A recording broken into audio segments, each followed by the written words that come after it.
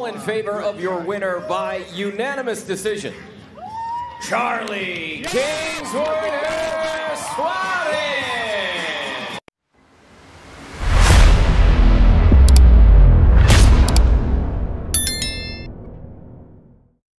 Magandang balita mga kaboxing, napanatili ng ating pambato na si Charlie Suarez ang kanyang winning streak sa pamamagitan ng unanimous decision victory laban sa Mexican-American na si Luis Coria na ginanap bago lang sa The American Bank Center in Corpus Christi, Texas.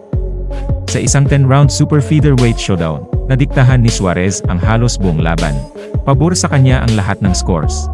77-74 galing sa dalawang judges, habang binigay ng pangatlong judge ang score na 76-75. Ang lamang sana ng panalo ay mas malaki kung hindi dahil sa isang maikling pagkakamali ng madapa si Suarez, dahil sa isang left hook, dahilan upang mawalan siya ng balanse, at nailapat ang isang glove sa luna bago magtapos ang final bell.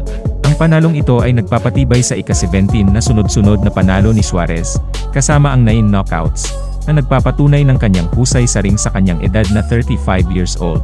Siya ay nakatakda sanang ilaban kay Henry Lebron sa isang world title eliminator, ngunit napilitang mag-adjust nang biglang umatras si Lebron sa laban.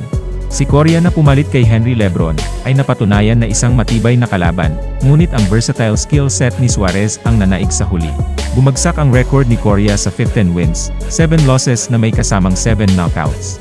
Kahit may pagkakamali si Suarez sa huli, ipinahayag ni Chief Trainer Delfin Bujols ang kanyang kasiyahan sa performance ng 2016 Rio de Janeiro Olympian.